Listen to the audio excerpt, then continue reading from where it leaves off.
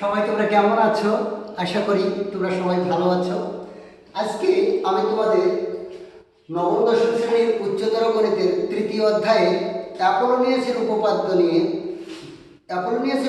ব্যবহার করে ত্রিভুজের বাহু আর মধ্যমার মধ্যে সম্পর্কটা কি, সম্পর্ক কেমন হতে পারে, এটা নিয়ে আলোচনা করব। আসুন আমরা শুরু করি। ত্রিভুজের বাহু ও মধ্যমার মধ্যে সম্পর্ক। মনে করি এবিসি একটা ত্রিভুজ। ত্রিভুজের কয়টি বাহু থাকে? তিনটে। মধ্যমা থাকে কয়টি? তিনটি। তো এই যে এবিসি ত্রিভুজ, এরও তিনটি মধ্যমা আছে। মধ্যমা তিনটে আমি এঁকে ফেলি, তোমরা দেখো।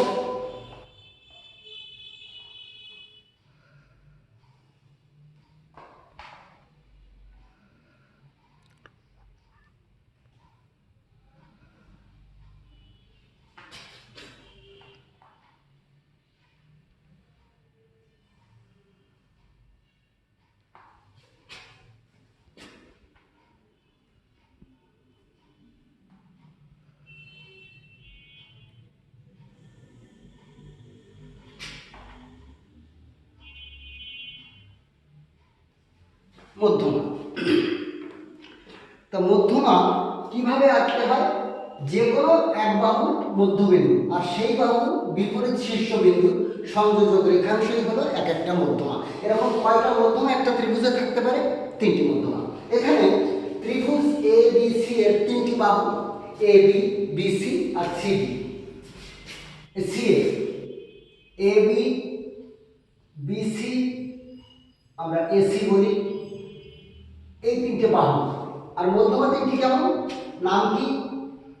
এডি, বিই আর সিএফ। এই তিনটি বাহুর সাথে এই তিনটি মধ্যমার সম্পর্ক আমরা এখন নির্ণয় করছি।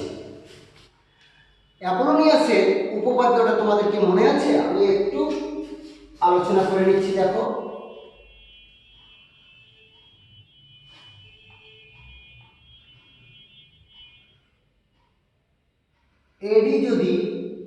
এডি যদি এবিসি ত্রিভুজের মধ্যমা হয়, তাহলে দেখো এই BD equal to CD.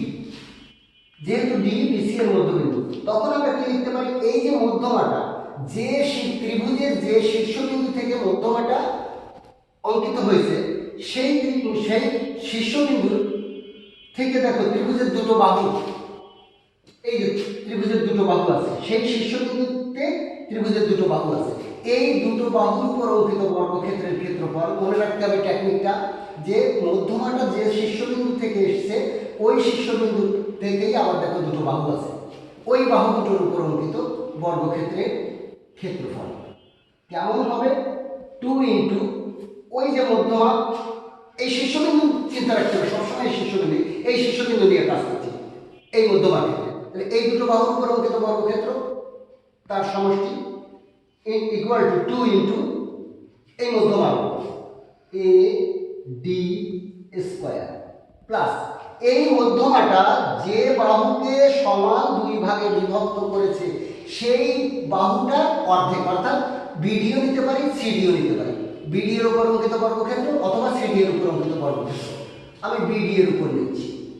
BD এর উপর অঙ্কিত বর্গক্ষেত্রের সমষ্টির দ্বিগুণের সমান। এই হচ্ছে আমাদের সেই অ্যাপোলোনিয়াসের উপপাদ্য। এইকে ব্যবহার করে আমরা এই সম্পর্কটা নির্ণয় করব। প্রতিটা মধ্যমার ক্ষেত্রে এরকম একটা সম্পর্ক আসবে। তাহলে আমরা শুরু করি। তাহলে আমরা বলি কেমন ভাবে করব। মনে করি, তোমরা কিভাবে লিখবে? মনে করি এবিসি ত্রিভুজের তিনটি মধ্যমা এডি, বিই এবং সিএফ, এবং বাহু তিনটি AB, BC, AC. AB, BC, AC এর সাথে এডি, বিই ও সিএফ এর সম্পর্ক নির্ণয় করতে হবে। এবার আমরা সম্পর্ক নির্ণয় করি। ত্রিভুজ এবিসি এর একটি মধ্যমা এডি, এভাবে লিখবে। ত্রিভুজ এবিসি এর একটি মধ্যমা এডি। তাহলে অ্যাপোলোনিয়াসের উপপাদ্য থেকে আমরা পাই, লিখলাম আবার বলছি শোনো, ত্রিভুজ এবিসি এর একটি মধ্যমা এডি, এডি মধ্যমার ক্ষেত্রে এডি মধ্যমার শীর্ষবিন্দু, এই যে ত্রিভুজের শীর্ষবিন্দু এ থেকে এডি মধ্যমা এসছে, এই এডি মধ্যমার দুই পাশে দেখো দুটো বাহু আছে, এই একই শীর্ষবিন্দু। আমরা এটা লিখে নিলাম। লিখবা কি, অ্যাপোলোনিয়াসের উপপাদ্য থেকে পাই ত্রিভুজ এবিসি এর ক্ষেত্রে মানে এডি মধ্যমার ক্ষেত্রে AB square plus AC square হয়ে গেল। এরকম এইটা লেখার পরে আমরা এটিকে একটু মডিফাই করব। কেমন ভাবে দেখো, AB square plus AC square equal to এই 2 দিয়ে গুণ করে নিচ্ছি, 2ab স্কয়ার প্লাস 2। দেখো তো এই বিডি ইকুয়াল টু লিখতে পারি আমরা হাফ বিসি বা বিসি বাই 2, আমরা লিখে দিচ্ছি বিডি মানে বিসি বাই 2 তার স্কয়ার। এই 2 এডি স্কয়ার 2 বিডি কে লেখা যায় বিসি বাই 2, স্কয়ার আছে দিয়ে স্কয়ার দিয়ে। অতএব এবি স্কয়ার, অতএব না বাদ দাও, AB square plus AC square equal to, দেখো বিসি স্কয়ার এখানে 4 হয়, তাহলে 2 দিয়ে 4 কে ভাগ করে দিলে বিসি স্কয়ার বাই 4। দেখে এটা আর একটু ব্যাখ্যা করি, 2 ইনটু বিসি স্কয়ার, 2 এর স্কয়ার করলে 4, 4 না 2 4 2, এখানে 4 হবে না, এখানে 2 হবে।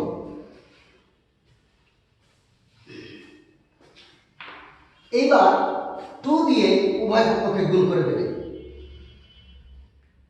2ab square plus 2ac square equal to 4ab square plus BC square. এটা এক নম্বর। এডি মধ্যমার ক্ষেত্রে আমরা এইটা পেয়ে যাব। অনুরূপে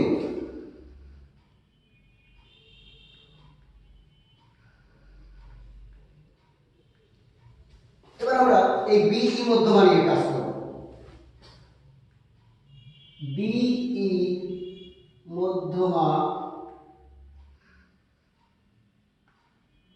ক্ষেত্রে, বিই মধ্যমার ক্ষেত্রে আমরা কি লিখতে পারি, দেখো যখন আমরা এই মধ্যমাটা নিয়েছিলাম 2ab square plus 2ac square 4ad square আর বিসি স্কয়ার।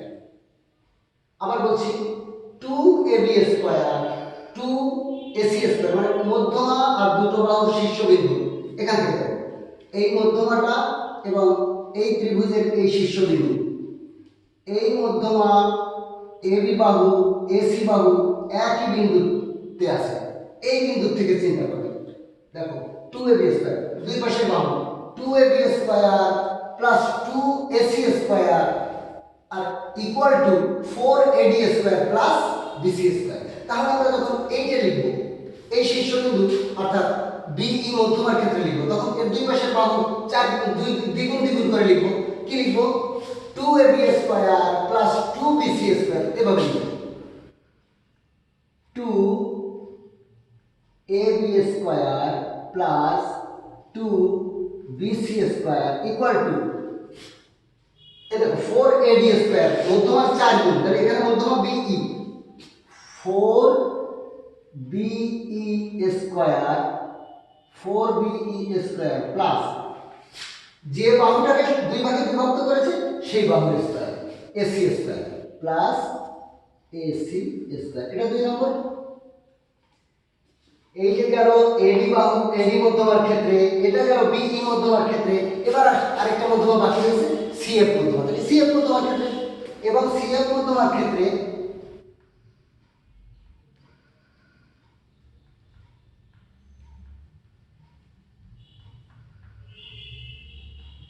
সিএফ মধ্যমা, এই যে সিএফ মধ্যমা, এই যে ত্রিভুজের এই শীর্ষবিন্দুতে বিসি বাহু আছে, সিএফ মধ্যমা আছে, এসি বাহু আছে। তাহলে বাহু দুটো দ্বিগুণের বর্গের দ্বিগুণ করে নেব।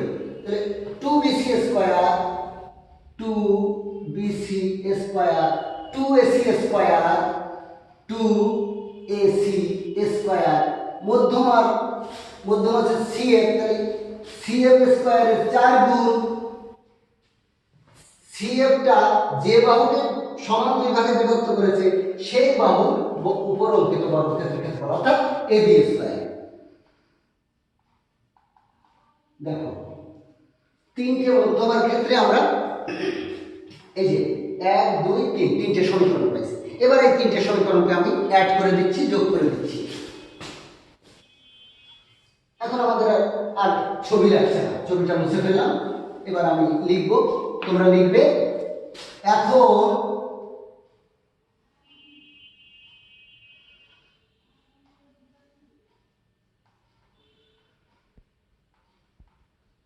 করি যোগ করা মানে বাম পাশেগুলো আগে লিখে যোগ করব। দেখো 2ab square 2ac square 2ab square 2ab square আছে দুই জায়গায়, তাহলে 2ab square 2ab square 4ab square bc, এই দেখো 2bc square 2bc square 4bc square 4ac square. দেখো মধ্যমাগুলো আছে 4 4 4 4ab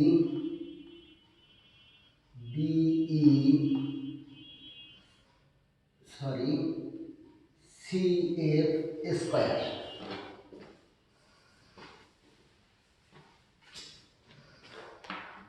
আর বাকি আছে দেখো ab square plus bc square plus ac square,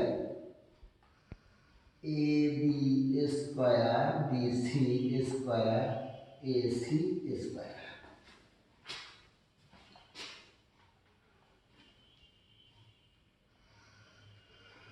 এখান থেকে 4 কমন নেওয়া যায়, ab square bc square plus ac square. এই তিনটে থেকে 4 কমন নেওয়া যায়, ab square be square cf square. এখান থেকে এক কমন নেওয়া যায়, দিলাম না, ওর এইভাবে রেখে দিলাম, ab square bc square ac square.